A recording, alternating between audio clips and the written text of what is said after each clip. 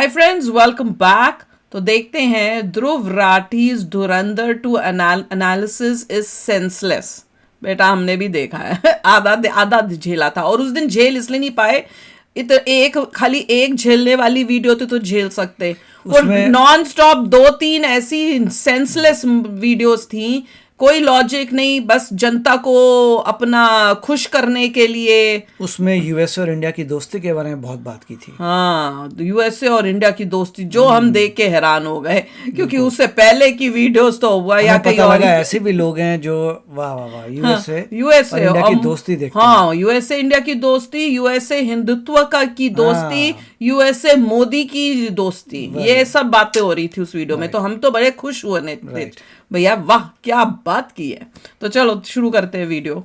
मैं हूं शांतनु, और पिछली बार जब मैंने ध्रुव राठी की धुरंधर वाली वीडियो पे रिस्पांस वीडियो बनाई थी, तो उस वीडियो में मैंने बोला था कि ध्रुव एक बेवकूफ मैनिपुलेटर है। आज मैं इस चीज के लिए माफी मांगना चाहूंगा। मुझे नहीं लगता दोस्तों कि ध्रुव एक बेवकूफ मैनिपुलेटर है, क्योंकि मुझे अब यकीन है कि वो एक बेवकूफ नहीं बल्कि एक महाबेवकूफ मैनिपुलेटर है। 3 महीने पहले इसने धुरंधर 1 को प्रोपेगेंडा घोषित करने की पूरी कोशिश करी, अपने चाइल्डिश, सेंसलेस और बियॉन्ड स्टूपिड हमने तब नहीं देखी थी। धुरंधर 2 को प्रोपेगेंडा घोषित करने के लिए ये इस नीचता पर उतर चुका है कि पाकिस्तान में होने वाली हिंदू और सिख माइनॉरिटीज की वेल डॉक्यूमेंटेड प्रोसिक्यूशन को इग्नोर कर रहा है, उसका मजाक उड़ा रहा है। Non terrorist conspirator ISI asset और साथ ही सीरियल क्रिमिनल अतीक अहमद से सिंपैथाइज कर रहा है। और एक बार फिर ये फिल्म नहीं बल्कि ये अपनी वीडियो के थ्रू हिंदू मुस्लिम हेट को एजिटेट कर रहा है, इंसिनुएट कर रहा है। आज की वीडियो में मैं एक बार फिर से ये प्रूव कर दूंगा विद फैक्ट्स एंड फिगर्स। ये रिसर्च में चेरी पिकिंग और एक्सट्रीम नैरेटिव मैनिपुलेशन तो करता ही है टू प्रूव हिज पॉइंट, लेकिन इस बार ये अपनी मोदी और बीजेपी सरकार के टुवर्ड्स हेट में इतना ज्यादा अंधा हो चुका है that he has turned completely inhuman towards the plight of the people.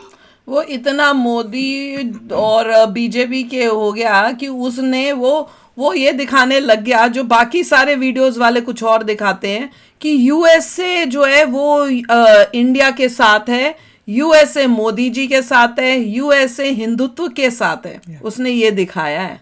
तो वैसे तो मैं बोलूँगी कि जैसे कह रहे हैं ना कि अपने प्रोपोगेंडा के लिए बहुत सारे यूट्यूबर्स हैं जिनका अपना ही प्रोपोगेंडा चल रहा है, और कल तो कुछ ज्यादा ही हो गया था हमारे लिए दिमाग पे असर ऐसे डलता है।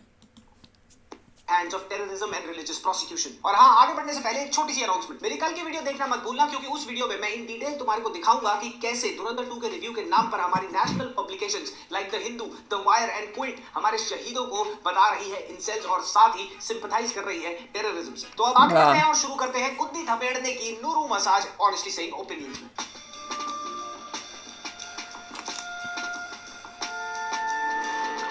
बुरा हाल है तो लोगों सबसे का। पहले ये वैसे फिटकरी कहती है कि लोग धुरंधर को देख के बीजेपी को वोट डालेंगे। आसाम के सीएम हिमंता बिस्वा शर्मा ने पब्लिकली बोला जो लोग धुरंधर देखने जा रहे हैं वो बीजेपी को वोट। ये हमने देखा था, और उस टाइम मेरे दिमाग में आया था, पर मैं भूल गई। तभी आप कहते हो ना रोकते क्यों रहते हो वीडियो, क्योंकि अगर रोको नहीं ना वीडियो तो वो उस टाइम का वो जो पॉइंट होता है वो भूल जाते हो बाय द एंड, इसलिए रोक रोक के बतानी पड़ती है। अब इस केस में जब ये इसने बोला था कि भैया ये तो कह रहे हैं कि जो धुरंधर देख के आएगा वो तो बीजेपी को वोट देगा, वो ये कहने का मतलब नहीं है कि धुरंधर को देख के दिमाग में वाइट वॉशिंग होके फिर वो देगा कि भैया ये मूवी उसलिए बनी है। नो, वो कह रहे हैं कि जो वह देखने जा रहा है वो सच्चा देशभक्त है, उसको पहले से ही पता है कि भाई हमारे स्पाई कैसे हैं, पाकिस्तान कैसा है, तो उनको पहले से ये बात पता है।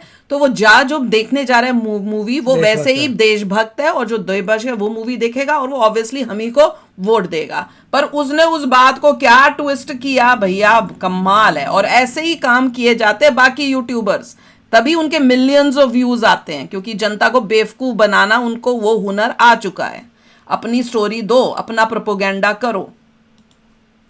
देखने जा रहे हैं वो लोग बीजेपी को वोट डालने वाला है, अच्छा है मेरे लिए। मतलब इसे जनता को अपनी रीजनिंग की तरह दिमाग से पैदल समझा हुआ है। ये हेमंत बिस्वा शर्मा ने जो स्टेटमेंट दी कि जो लोग धुरंधर देखेंगे वो तो बीजेपी को ही वोट डालेंगे, ये अपने आप में ही एक निहायत ही बेवकूफाना स्टेटमेंट तो है। एंटी जो है धुरंधर के, क्या वो देखने जाने नहीं वाले, क्योंकि वो प्रो पाकिस्तान है, और जो प्रो पाकिस्तान है वो तो बीजेपी को वैसे ही नहीं मोदी जी को वोट देने वाले। That is simple common sense. से बिल्कुल एक्सपेक्ट कर सकते हो, लेकिन ध्रुव को इस स्टेटमेंट में क्या मिला? इसको मिला एक वर्स्ट ऑफ द लॉट, एक लो हैंगिंग फ्रूट, जिसको ये बहुत ही इजीली अपनी नैरेटिव बिल्डिंग में यूज कर सकता है। अगर धुरंधर देखने के बाद बीजेपी को वोट पड़ेंगे तो इस हिसाब से 11 मार्च 2022 में आई थी द कश्मीर फाइल्स, जिसकी बात हर घर में हुई थी, और 5 मई 2023 में आई थी द केरला फाइल्स, उसमें भी मिलना चाहिए। बात हुई थी। अब इन दोनों फिल्मों को देखने के बाद 2024 के इलेक्शंस में बीजेपी के नारे की तरह अब की बार 400 पार हो जाने चाहिए थे, क्योंकि तेरे और इस बेवकूफ मंत्री के हिसाब से तो लोग फिल्म देख के वोट डालते हैं ना। लेकिन नहीं, साल 2024 के इलेक्शंस में बीजेपी ने क्या सोचा था और क्या हुआ उनके साथ, इसमें बहुत डिफरेंस था। बहुमत सोच रहे थे और बनाना क्या पड़ा, अलायंस की सरकार। 240 सीटें ही ले पाए, 272 सीटों से पीछे रह गए। अबे शाका लाका बूम बूम की पेंसिल, जनता इतनी भी बेवकूफ नहीं है जितनी तू समझता है। एक होती है सॉफ्ट इन्फ्लुएंस और एक होता है हार्ड इन्फ्लुएंस लेड एक्शन। जनता अगर धुरंधर देखकर थिएटर से बाहर इंप्रेस निकल रही है, लेकिन बाहर जाते ही पॉल्यूटेड हवा, गंदा पानी, सड़कों पे ट्रैफिक जैम और सड़कों पे बड़े बड़े गड्ढे झेल कर वो वापस घर जा रही है, तो उसमें इतनी अकल है, उसको इतनी समझ है कि कौन सी सरकार कितना काम कर रही है। लेकिन नहीं, वो तो धुरंधर देख के वोट डाल देगी, है ना। तू गैंग ऑफ वासेपुर से बहुत इंप्रेस था, तो तू क्या चाकूबाजी करने लग गया, तूने अपना गैंग बना लिया, मुंह में ब्लेड रख के घूमने लग गया। अबे तू पागल है क्या? फिल्म में इतने झूठ भरे हैं, इतने झूठ भरे हैं, इतने झूठ भरे हैं। अरे लियाकत मियां, जरा सब्र का दामन थामिए, नहीं तो इस साहल ये आने की टट्टियां लग जाएंगी। अब मैं तुझे बताता हूँ मर्दाना राखी सावंत की इस फिल्म में कितने झूठ भरे। ख्वाजा शाहिद, अब्दुल पटोवी, अब्दुल रहमान मक्की, सैयद खालिद रजा, मोहम्मद रियाज, परमजीत सिंह पजवर, अबू कासिम, दाऊद मलिक, सैयद नूर शाहरुबार, इन सब का उन्होंने लिख के मूवी के अंदर भी, जहां तक मुझे याद है, ये वो ही सीन्स हैं कि बताया था कि ये लोग इस दिन ऐसे यहाँ पे मरे हुए उनकी वो करी थी। फिर भी ये बंदा कहता है कि प्रोपोगंडा मूवी है, मोदी की नहीं, मोदी के लिए बनाई गई मूवी है, ये तो मोदी का बंदा है, इसने मोदी के लिए मूवी बनाई है। तहूर मिस्त्री, ये 11 टेररिस्ट रियल लाइफ में लाइन से मारे गए थे at the hands of the unknown gunman, और इनकी डेट ऑफ डेथ भी मैंने मेंशन कर दी है साथ में, और उस हिसाब से बीजेपी की सरकार थी तब। लेकिन ये तो झूठ है ना। 26/11 के अटैक्स के बाद खुद अजीत डोवाल ने ये बोला था कांग्रेस को कि पाकिस्तान को यूएन में घसीटो और इन पे सैंक्शंस लगाओ। जो एविडेंस हमने पाकिस्तान को हैंडओवर किया, हमें यूनाइटेड नेशंस के अंदर में कहना चाहिए था कि ये एक ऐसा देश है जो कि टेररिस्ट स्पॉन्सरिंग कंट्री है, और इसके ऊपर सैंक्शंस लगाई जाए। लेकिन ये भी झूठ है ना। एक्स डीजीपी प्रशांत कुमार जो फिल्म में ये कैरेक्टर है, इन्होंने मल्टीपल इंटरव्यूज में ये बताया है कि अतीक अहमद कितना खूंखार गैंगस्टर था और योगी आदित्यनाथ की सरकार की जीरो टॉलरेंस पॉलिसी कैसे थी इनके against.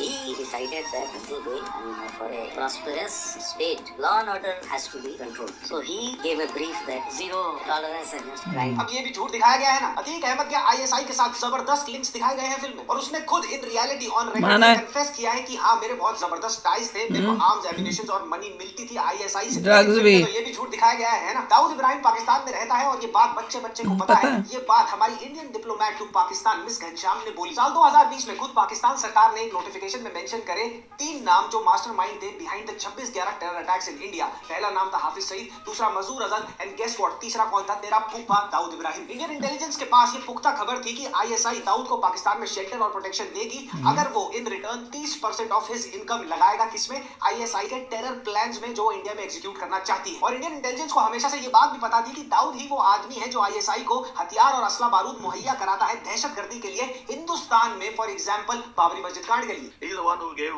the ISI, through ISI, 4,000 kilos of RDX and 2,000 AK-47 and all during the Babri Masjid demolition, December 1992, and the blast took place on 12th March 1993. अब ये सारी चीजें स्टार्टिंग विद दाऊद पाकिस्तान में है, ISI उसको प्रोटेक्ट कर रही है, और वो आईएसआई के टेरर प्लान्स को अपने इंडिया के मुझे तो इस बात का दुख है कि जब ये ऐसा बंदा था, इंडिया की एजेंसीज क्यों इतनी स्मार्ट नहीं थी कि जब वो भागने की कोशिश कर रहा था उसको देश में पकड़ लेते।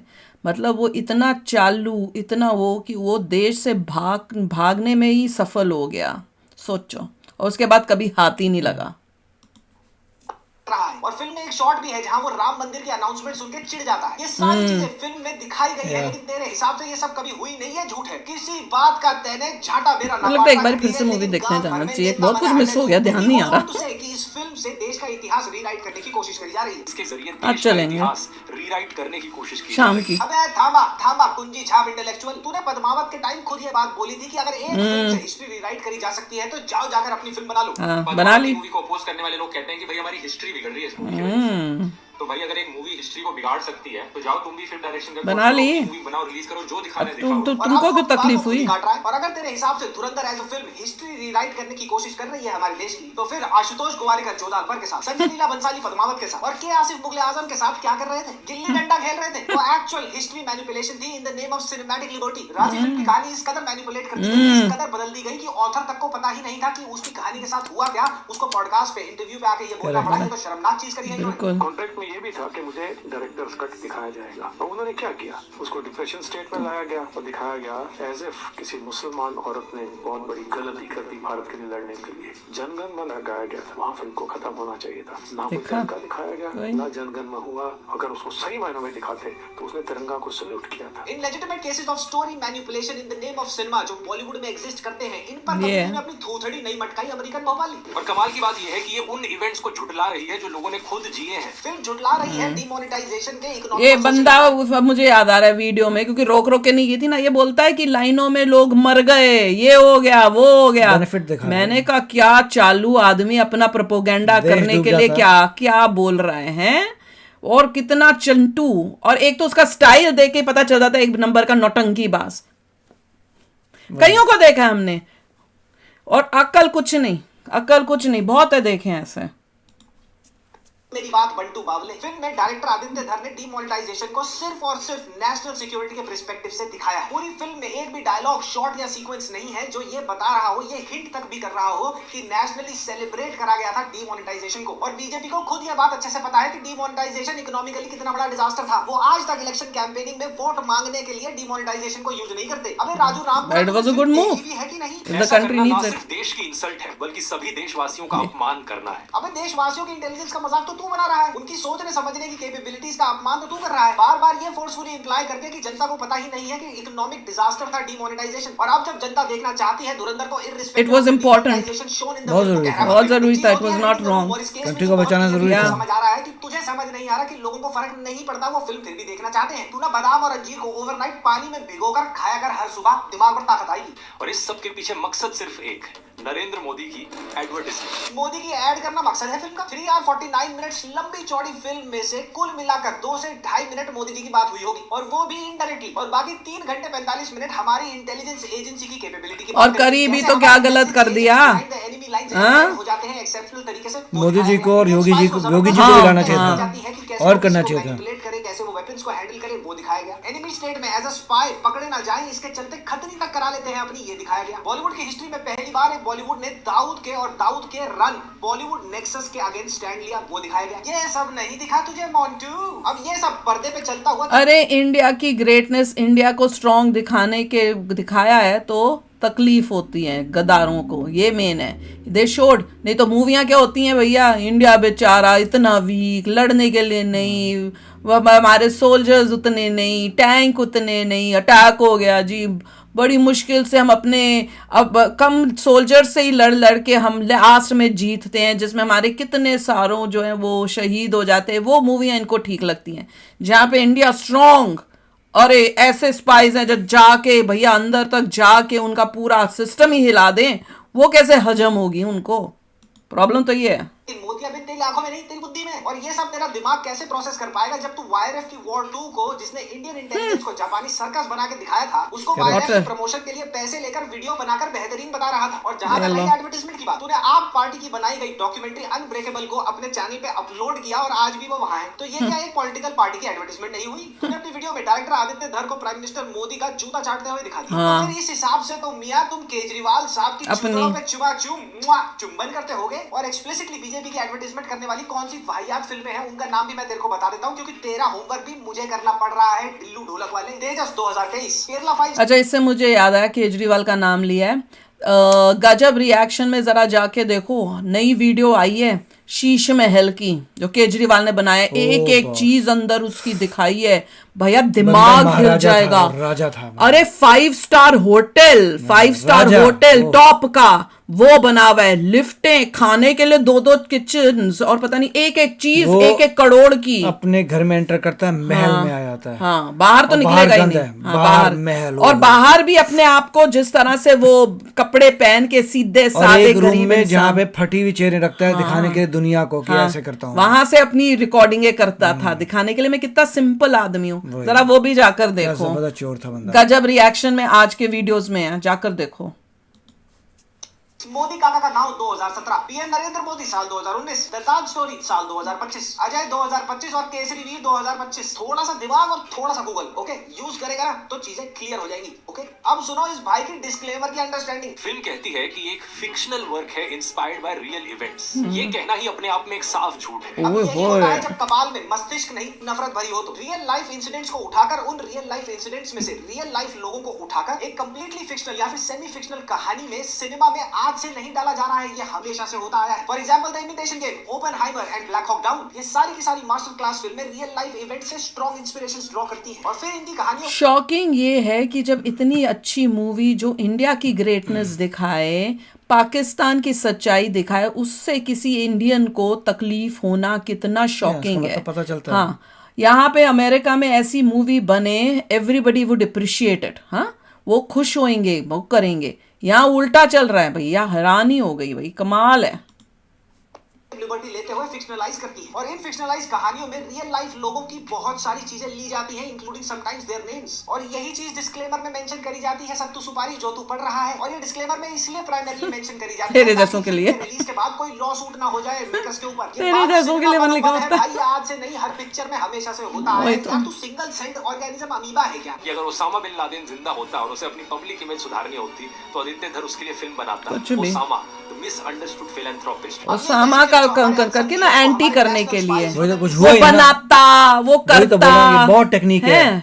और उस बंदे का नाम ले लो जिसके अगेंस्ट इंडिया के लोग हों या कुछ हो, ये होता वो इसको होता। बोलते हैं प्रोपेगेंडा। और ये दूसरे भी करते हैं। यूएसए अगर ये करेगा वो करेगा, सब हाँ, ये प्रोपेगेंडा करता। बोगस। वही सब होगा नहीं, हुआ तो नहीं है ना, होगा तब बताना। हाँ। सिक्योरिटी के लिए। For example Ravindra Kaushik, the black tiger, Ajit Doval, Neera Arya और मोहनलाल भास्कर जैसे स्पाइस को सेलिब्रेट कर रही है। उसको ये कंपेयर कर रहा है एक व्हाइट वॉशिंग सपोज्ड फिल्म से, ओसामा बिन लादेन। वाह बेटा छगन लाल, वाह। रुक जा, पहले जुन्नू हंसेगा फिर मैं बोलूंगा। हंस दे बेटा जुन्नू। भाई मुझे तेरा तस्वीर ये वही था। आमिर खान का जुन्नैद खान। नहीं, मैं कुछ बोलने वाली थी, उसकी ही सुन के जो है मैं भूल ही गई। बहुत इंपॉर्टेंट बात बोलने वाली थी यार। पास का सर्टिफिकेट देखना है क्योंकि तेरी बात है तो 10वीं फेल 12वीं करे वालों जैसी है। और बीजेपी की इस एड में मुसलमानों को बारबैरिक दिखाया जाता है। फिल्म के शुरू में ओ हाँ, मैं ये बोलने वाली थी कि ओसामा के लिए मूवी बोल रहा है ना कि आदित्य धर बनेगा। क्या मैं मुझे ये हुआ, मैंने कहा हाँ बनाएगा, उसका भी पर्दाफाश करेगा। जैसे पाकिस्तान का पर्दाफाश किया ना, वैसे ओसामा का भी करेगा। हाँ, वैसे तो लेना देना नहीं, पर तुझे तकलीफ हो रही है ना तो ओसामा का भी पर्दाफाश ही करेगा। उसकी वाहवाही नहीं करेगा जो तेरे दिमाग में, जो इसके दिमाग में कीड़ा भरा पड़ा है। He is making movies that show the reality. Speculation है, जब बनी नहीं तो क्या बोल रहा है उसके बारे में। वो तो है ही, पर देख लो, that is how they। ऐसे बहुत सारे यूट्यूबर्स हैं। हाँ, बहुत सारे हैं ऐसे, धीरे धीरे दिमाग में कीड़े डालते हैं वो। एक सिख आदमी को फेक ब्लास्फेमी चार्जेस पर जिंदा जला दिया जाता है। ये भी इस सीन में पाकिस्तानी मुसलमानों को ब्लास्फेमी के नाम पर माइनॉरिटीज को प्रोसिक्यूट करते हुए दिखाना गलत है। टीपू चंद्रदास, एक हिंदू, हमने तब भी बोला था कितने केसेस सड़कों पर नंगा करके घसीटा गया, फिर उसको नंगा करके एक पोल से बांधकर बेरहमी से मारा गया और फिर उसको जिंदा जला दिया गया बाय अ मुस्लिम रेडिकलाइज्ड मॉब इन बांग्लादेश। ऐसे और केसेस सुन तू अल्लादीन के तोते, जो तू जानते हुए भी अनजाने कर रहा है। ये यूरोपियन पार्लियामेंट का डॉक्यूमेंट है जिसमें एक्सप्लिसिटली मेंशन करी गई है the violence against minority Hindu and Christians in Pakistan. साल 2020 में पाकिस्तान के पंजाब प्रोविंस में एक क्रिश्चियन चर्च को तोड़फोड़ करके आग लगा दी जाती है और उनकी लैंड कब्जा ली जाती है। मई 2020 में 21 हिंदुओं के घरों को आग लगा दी जाती है सिंध प्रोविंस में, और एक विलेज में एक हिंदू वुमन को सेक्सुअली असॉल्ट किया जाता है और उसकी फैमिली को बेरहमी से अटैक किया जाता है। पाकिस्तान की खुद की ह्यूमन राइट्स कमीशन रिपोर्ट ने 2019 में ये स्टेट किया था कि 1000 से ज्यादा फोर्स्ड कन्वर्जन हिंदू और क्रिश्चियंस के टेक प्लेस करते हैं पाकिस्तान में। In Pakistan not only are religious minorities attacked, they are also denied any government support और aid in relation to corona virus. 2024 में पाकिस्तान के डिफेंस मिनिस्टर ख्वाजा आसिफ ने ये खुद एक्नॉलेज किया था कि पाकिस्तान में religious minorities like Hindus, Sikhs and Christians face terror attacks. Asif also highlighted that many victims with no connection to blasphemy allegations were targeted due to personal vendettas। और इसमें ऐड करते हुए इस मिनिस्टर ने ये तक बोला कि even smaller Muslim sects are not safe in Pakistan, which is a very shameful situation। Hindus, Sikhs and other minorities in Pakistan persistently encounter issues like forced conversions, abductions, murders and assaults on their हमने religious कई sites। Videos देखी थी जिसमें बता रहे थे ये करा है, वो किया है पाकिस्तान में। रेडिकलाइज्ड मुस्लिम मॉब। और इसने ये सब जानते हुए सबसे पहले तो क्या किया, जहर उगलते हुए। फिल्म में क्लियरली बात हो रही है about the radicalised Muslim mobs based in Pakistan. Pakistani मुसलमानों की बात हो रही है, इंडियन मुस्लिम्स की बात नहीं हो रही है। लेकिन इसने बड़ी चालाकी से वो लाइन ही ब्लर कर दी कंप्लीटली और इसको बना दिया क्या, इंडियन हिंदू और इंडियन मुसलमान के बारे में। इसने इंडियन मुस्लिम्स को और रेडिकलाइज्ड पाकिस्तानी मुस्लिम मॉब्स को एक ही कटघरे में लाके खड़ा कर दिया। वही तो कह रही कर रही, ये कर रहा है हिंदू मुसलमान के बीच एजिटेशन भड़काना, नफरत भड़काना। At this point irrespective of the fact तुम हिंदू हो या फिर तुम मुस्लिम हो, ये इस नरेशन के साथ क्या कर रहा है और ये सुनने के बावजूद भी तुम इसको आर्डेंटली फॉलो करते हो और इसको सुनते हो ना, तो तुम धुरंधर छोड़ो, अपनी बेवकूफी का इलाज कराओ। अगर फिल्म का हीरो मोदी की तारीफ करता तो उससे ज्यादा असर नहीं पड़ता, लेकिन अगर फिल्म का सबसे बड़ा विलन मोदी की तारीफ कर रहा है तो ऑडियंस अलग लेवल पर कन्विंस्ड होती है। अगर देश का एक लॉन्गेस्ट नोन एनिमी, एक longest known Islamic terrorist film में देश के लीडर यानी कि देश के प्रधानमंत्री और फिल्म में उनके लिए डिसीजंस, जिन डिसीजंस ने उसके सारे नापाक मंसूबों पे पानी फेर दिया की कहानी के अनुसार वो टेररिस्ट इन चीजों को एड्रेस करता है अपने ही महकमे के लोगों के बीच, तो इसमें इलॉजिकलिटी क्या है? अगर तेरे ताऊ ओसामा बिन लादेन पर फिल्म बने और उस फिल्म में ये दिखाया जाए कि भैया जॉर्ज बुश ने नेस्तनाबूद कर दिया उसकी सर्च में अफगानिस्तान को, और वो अपने महकमे के लोगों के बीच में ये बात बैठ के कह रहा है कि भैया अफगानिस्तान खत्म कर दिया जॉर्ज बुश ने, तो क्या ये सुन के अमेरिकन लोगों को एजिटेट हो जाना चाहिए कि नहीं भाई हमारे प्रधानमंत्री हमारे प्रेसिडेंट के बारे में तो ये बोल दिया ओसामा। और ये देख जब अतीक अहमद की यूपी सरकार ने अंड फाड़ कर बिरयानी कर दी थी तो वो रोता हुआ ये बोल रहा था कि भैया सरकार मुझे माफ कर दो। बिल्कुल मट्टी में मिल गए हैं, माफियागिरी करी नहीं माफियागिरी खत्म हो गई। माय गॉड, या लास्ट में उसने ये बोल दिया था कि हमारी मतलब मट्टी कर दी है पूरी।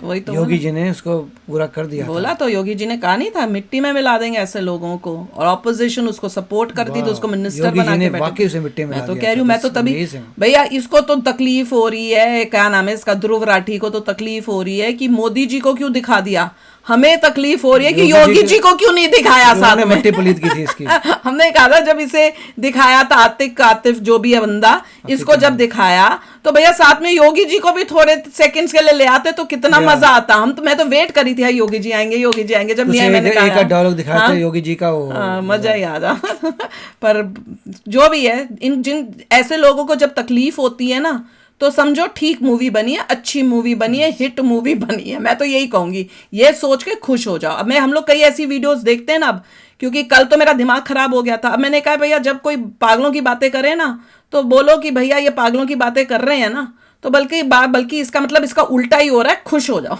जैसे ये बोल रहा है ध्रुव कि भैया ये है वो है, मतलब अच्छी मूवी बनी है, खुश हो जाओ। वैसे कोई और कुछ बकवास बेकार की बातें बोले विदाउट फैक्ट्स और अपना प्रोपेगेंडा कर रहे हो, खुश हो जाओ कि भैया इसका उल्टा ही हो रहा है क्या कहते हो? तो चलो यार चलते हैं, मिलेंगे नेक्स्ट वीडियो में बहुत ही जल्द। Till then take care and bye bye. तो अगर आप मेरे इस चैनल पे नए हो तो जल्दी से सब्सक्राइब के बटन को हिट करो और बेल आइकन को क्लिक करो ताकि आपको मेरा जब नया वीडियो मैं लगाऊं आपको उसके बारे में जल्दी से पता चल जाए।